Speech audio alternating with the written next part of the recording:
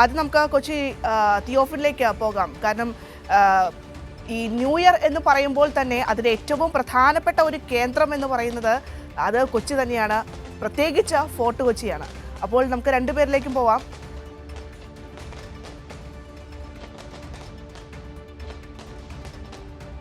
Yes, Theophin ചേരുന്നുണ്ട്. തിയോഫിൻ, കഴിഞ്ഞ രാത്രിയിലെ ആഘോഷങ്ങളൊക്കെ നമ്മൾ കണ്ടതാണ്.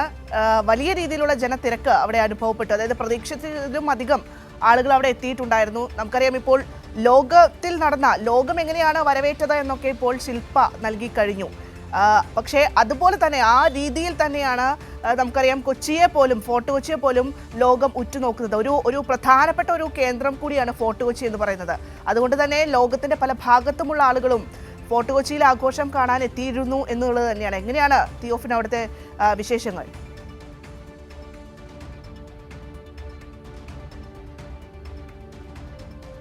Bhadra, happy new year.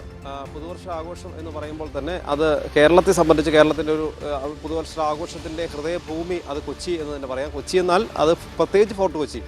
Fort Kochi തന്നെയാണ് അതിൻ്റെ ഒരു കേന്ദ്രം. എല്ലാവരും ഈ ന്യൂ ഇയറിൻ്റെ തലേ ദിവസം കേരളത്തിലെ 14 ജില്ലകളിൽ നിന്നും ആളുകൾ ഈ ഫോർട്ട് കൊച്ചിയിലേക്ക് ഒഴുകിയെത്തും. അവിടുത്തെ പുതുവർഷ ആഘോഷം, അതിൻ്റെ വൈബ്. കാരണം കൊച്ചിയിൽ ഈ കൊച്ചി ന്യൂ ഇയർ ആഘോഷിക്കുന്നതിന് ദിവസങ്ങൾക്ക് മുമ്പ് തന്നെ അവിടുത്തെ ഒരു ആഘോഷം തുടങ്ങും.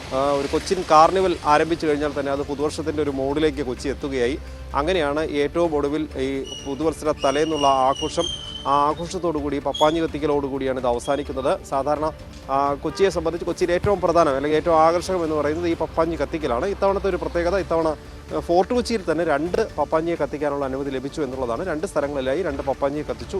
അത് രണ്ടും ഭീമൻ പപ്പാഞ്ഞികളാണ്. ഫോർട്ട് കൊച്ചി പരേഡ് ഗ്രൗണ്ട് വർഷങ്ങളായിട്ടുള്ള ഒരു സ്ഥിരം സ്ഥലമാണ്. കഴിഞ്ഞ വർഷം പരേഡ് ഗ്രൗണ്ടിൽ പപ്പാഞ്ഞി കത്തിച്ചിരുന്നില്ല, വെളി ഗ്രൗണ്ടിൽ മാത്രമായിരുന്നു. ഇത്തവണ വെളി ഗ്രൗണ്ടിലും ഈ ഫോർട്ട് കൊച്ചി പരേഡ് ഗ്രൗണ്ടിലും പപ്പാഞ്ഞിയെ കത്തിച്ചു. കൃത്യം 12 മണിക്ക് തന്നെ, പുതുവർഷം പിറക്കുന്ന സമയം തന്നെ പപ്പാഞ്ഞിയെ കത്തിച്ചു. കൊച്ചിയിൽ നിരവധി സ്ഥലങ്ങളിൽ പപ്പാഞ്ഞി കത്തിക്കൽ ഉണ്ടായിരുന്നു. അതേപോലെ തന്നെ ഈ ഫോർട്ട് കൊച്ചിക്ക് സമാനമായ രീതിയിൽ തന്നെ കാക്കനാട് NGO ക്വാർട്ടേഴ്സ് ഗ്രൗണ്ടിൽ അവിടെയും ഒരു വലിയ പപ്പാഞ്ഞിയെ ഒരുക്കിയിരുന്നു. പുതുവത്സരാഘോഷം അവിടെയും ഉണ്ടായിരുന്നു. ഇതുകൂടാതെ തന്നെ കൊച്ചിയിൽ നിരവധി സ്ഥലങ്ങളിൽ ചെറിയ പുതുവത്സരാഘോഷങ്ങൾ, അവിടെയെല്ലാം ചെറിയ പപ്പാഞ്ഞികളെ കത്തിച്ചിരുന്നു. ഈ ഫോർട്ട് കൊച്ചി സവിശേഷമാകുന്നത് അവിടുത്തെ പപ്പാഞ്ഞിയുടെ വലുപ്പം കൊണ്ടാണ്. ഒരു ഭീമൻ പപ്പാഞ്ഞികളാണ് 2ഇടത്തും ഒരുക്കിയിരുന്നത്. ഒരിടത്ത് ഈ പരേഡ് ഗ്രൗണ്ടിൽ 50 അടിയോളം ഉയരമുള്ള പപ്പാഞ്ഞിയും വെളി ഗ്രൗണ്ടിൽ 55 അടി ഉയരമുള്ള പപ്പാഞ്ഞിയും ഒരുക്കിയിരുന്നു.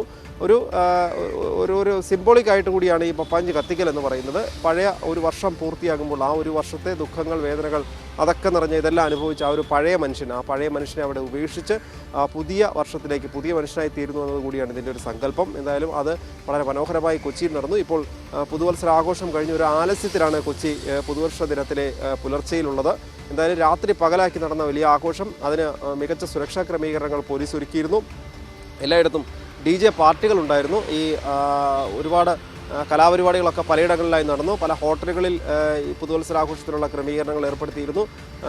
അതുപോലെ തന്നെ മറൈൻ ഡ്രൈവ്, ക്യൂൻസ് വാക്ക് വേ പോലുള്ള സ്ഥലങ്ങൾ, വൈകുന്നേരങ്ങളിലൊക്കെ ജനങ്ങൾ വന്നുകൂടുന്ന സ്ഥലങ്ങളിലൊക്കെ ചെറിയ ഈ ആഘോഷ പരിപാടികളൊക്കെ ഉണ്ടായിരുന്നു. ഏറ്റവും പ്രധാനം എന്ന് പറയുന്നത് നമ്മൾ ഈ നേരത്തെ പറഞ്ഞ ഫോർട്ട് കൊച്ചിയിലെ 2 ഗ്രൗണ്ടുകളിലാണ്, പരേഡ് മൈതാനിയിലും വെളി ഗ്രൗണ്ടിലും. ഇതുകൂടാതെ ഇത് സമാനമായ രീതിയിൽ തന്നെ വലിയ ആഘോഷം കാക്കനാടും നടന്നിരുന്നു. എന്തായാലും ഇതുകൂടെ തന്നെയുമല്ല, ഈ കൊച്ചിയിലെ ബീച്ചുകളിലൊക്കെ വലിയ തിരക്കായിരുന്നു. രാത്രി മുഴുവൻ ബീച്ചിൽ ആളുണ്ടായിരുന്നു. പുതുവത്സരാഘോഷം പപ്പാഞ്ഞി കത്തിക്കൽ കഴിഞ്ഞെങ്കിൽ കൂടി ഫോർട്ട് കൊച്ചി വിട്ട് ആളുകൾ പോയിരുന്നില്ല. നേരം വെളുക്കുന്നതുവരെ നിരവധി ആളുകൾ കൊച്ചിയിലൊക്കെ ചുറ്റിക്കറങ്ങിയിരുന്നു. മലയാളികൾ കൂടാതെ തന്നെ മറ്റ് സംസ്ഥാനങ്ങളിൽ നിന്നുള്ള ആളുകളുണ്ടായിരുന്നു. വിദേശികൾ ധാരാളം ഉണ്ടായിരുന്നു. പ്രത്യേകിച്ച് കൊച്ചി ബിനാലെ നടക്കുന്നതിനാൽ തന്നെ വിദേശികളായ കലാകാരന്മാരൊക്കെ കുറേ പേർ കൊച്ചിയിൽ നേരത്തെ തന്നെ ഉണ്ടായിരുന്നു. അവരൊക്കെ ഈ ഫോർട്ട് കൊച്ചിയിലെ പുതുവത്സരാഘോഷ ചടങ്ങിൽ പങ്കെടുത്തിരുന്നു. ആവേശപൂർവ്വം കൊച്ചി പുതുവർഷത്തിന് വരവേറ്റു. കൊച്ചി വരവേറ്റു എന്ന് പറയുമ്പോൾ തന്നെ കേരളത്തിൻ്റെ ഈ 14 ജില്ലകളെയും പ്രതിനിധീകരിച്ചുള്ള ആളുകൾ, 14 ജില്ലകളിൽ നിന്നും ആളുകൾ അവിടെ എത്തിയിരുന്നു. വിദേശത്ത് നിന്ന് പുതുവത്സരാഘോഷത്തിനായി നാട്ടിലെത്തിയവരൊക്കെ കൊച്ചിയിലെത്തിയിരുന്നു. അങ്ങനെ ഒരുപക്ഷെ കേരളത്തിൻ്റെ ഒരു പരിച്ഛേദം മുഴുവനായി തന്നെ കൊച്ചിയിലുണ്ടായിരുന്നു. എല്ലാ ജില്ലകളിലും പെട്ട ആളുകൾ, അത് ആപാലവൃദ്ധം ജനങ്ങളുണ്ടായിരുന്നു. പ്രായമായവർ, കുടുംബസമേതം എത്തിയ ആളുകളുണ്ടായിരുന്നു, കുട്ടികളുണ്ടായിരുന്നു. അങ്ങനെ വലിയ ജനം, ലക്ഷക്കണക്കിന് ആളുകളാണ് എത്തിയത്. കഴിഞ്ഞ വർഷത്തെ അപേക്ഷിച്ച് ഇത്തവണ ജനത്തിരക്ക് കൂടുമെന്ന് പ്രതീക്ഷിക്കുകയും ചെയ്തിരുന്നു. പോലീസ് 1200 പോലീസുകാരാണ് സുരക്ഷയ്ക്കായി ഫോർട്ട് കൊച്ചിയിൽ മാത്രം തയ്യാറായിരുന്നത്. മികച്ച ക്രമീകരണങ്ങൾ ഏർപ്പെടുത്തി. എന്തായാലും വളരെ സന്തോഷപൂർവ്വം തന്നെ കൊച്ചിയിൽ പുതുവത്സരത്തെ വരവേൽക്കാൻ കഴിഞ്ഞു എന്നതാണ് ഏറ്റവും വലിയ പ്രത്യേകത. കൃത്യമായ ഈ ആളുകൾക്ക് യാത്ര ചെയ്യുന്നതിനുള്ള റോറോ സർവീസ് ഉണ്ടായിരുന്നു. പുലർച്ചെ വരെ മെട്രോ റെയിൽ സേവനമുണ്ടായിരുന്നു. വാട്ടർ മെട്രോ സേവനം രാത്രി ഉണ്ടായിരുന്നു. രാത്രി ഈ ഫോർട്ട് കൊച്ചിയിലെ പരിപാടി കഴിഞ്ഞ് മടങ്ങുന്നതിനുള്ള സൗകര്യം ഗതാഗത ക്രമീകരണം ഏർപ്പെടുത്തിയിരുന്നു. റോറോ സർവീസ് രാത്രി ഉണ്ടായിരുന്നു. അങ്ങനെ വളരെ നല്ല ക്രമീകരണം ഏർപ്പെടുത്തിയിരുന്നു. പക്ഷേ ഈ പറഞ്ഞ പരേഡ് ഈ ആഘോഷങ്ങൾ നടക്കുന്ന സ്ഥലങ്ങളിലേക്ക് ഇന്നലെ വൈകുന്നേരത്തോടു കൂടി തന്നെ വാഹനങ്ങളുടെ പ്രവേശനം നിയന്ത്രിച്ചിരുന്നു.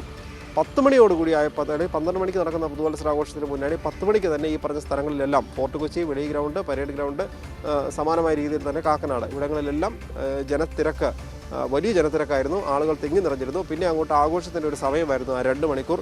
12 മണിയോടുകൂടി പുതുവത്സര ആഘോഷം പപ്പാഞ്ഞി കത്തിക്കലോടുകൂടി എല്ലാം അതിൻ്റെ ഒരു മൂർധന്യാവസ്ഥയിലേക്ക് എത്തുന്നു.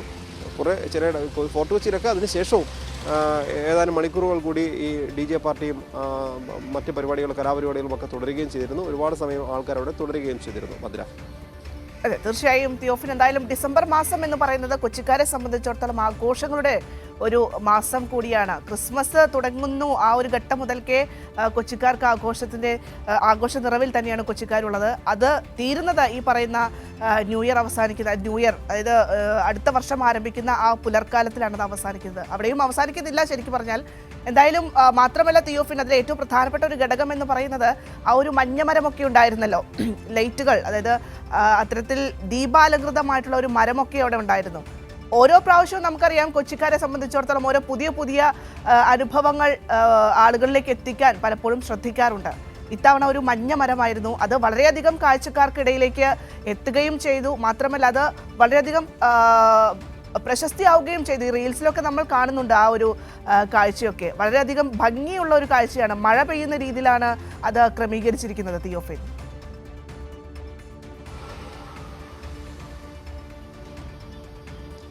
ഭദ്ര, അത് മഴമരം എന്നാണ് സാധാരണ അതിനെ വിളിക്കാറുള്ളത്.